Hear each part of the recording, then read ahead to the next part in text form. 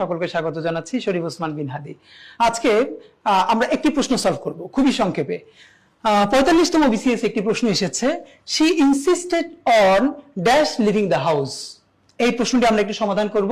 আগে একটুখানি বলে নেই, সাধারণত বিভিন্ন কোশ্চেন ব্যাংকে এই প্রশ্নটা যেভাবে সমাধান আছে অথবা অন্য অন্য জায়গায় আপনি দেখবেন যে কি পরিমাণ গ্রামাটিক্যাল টার্ম ব্যবহার করে মাথা ভারী করে ফেলা হয় এই জিনিসটার উত্তর করবার জন্য আমি আপনাকে রিকোয়েস্ট করছি আগামী 2 থেকে 3 মিনিট আপনি একটু আমার সাথে থাকুন।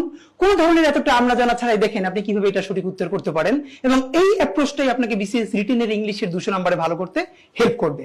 ওকে, আসেন আমরা এখানে কি আছে আমরা জানি। ইনসিস্ট মানে কি? পিড়াপিড়ি করা, জোরাজুরি করা।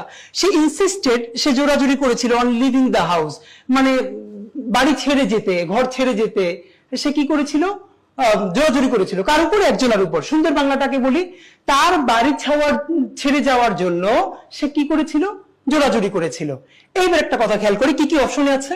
এখানে লিভিং সাথে আইএনজি আছে, মানে লিভিং আছে। একটা একটা করে পড়ি।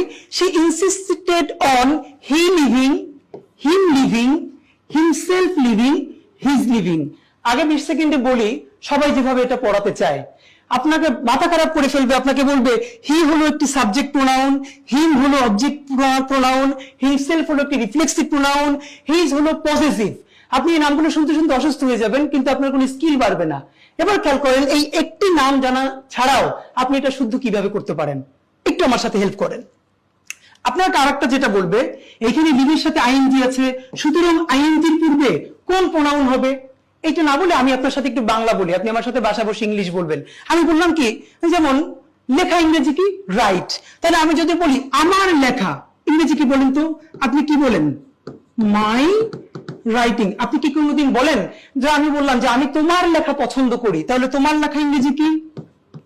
Your writing. তাহলে বলি যদি তার লেখা, কি বলি?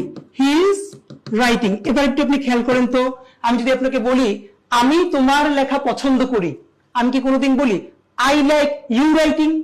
অথবা আই লাইক যে কিছু বলি, আপনি বলে কি I like your writing, I like his writing. তাহলে আমার লেখা মাই রাইটিং, তোমার লেখা ইউর রাইটিং, তার লেখা হিজ রাইটিং। একইভাবে যদি বলি আমার যাওয়া মাই গোয়িং, তোমার যাওয়া ইউর গোয়িং, তার যাওয়া হিজ গোয়িং। তাহলে তার যাওয়া ইংরেজি কি? এই যে he is going, he is living. এখন আপনি যদি বাংলা অর্থ বুঝে ইংলিশটা পড়তে পারতেন, তাহলে দেখেন আমি আপনাকে বলবো না subject pronoun, object pronoun, reflexive pronoun, এইটা পজেসিভ, কিচ্ছু না। এবার দেখেন আপনি যদি উল্টো ছাড়াও ছোটবেলা থেকে শুদ্ধ বলতেন, যেমন আপনি বলতেন যে আমি তোমার লেখা পছন্দ করি, আই লাইক ইউর রাইটিং।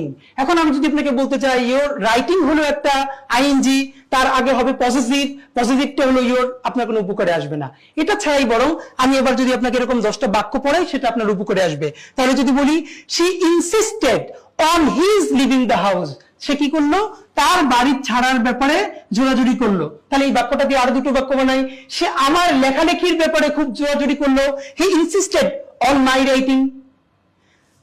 তোমার ঘুমানোর জন্য সে খুব করলো, জোর করলো, she insisted on your sleeping.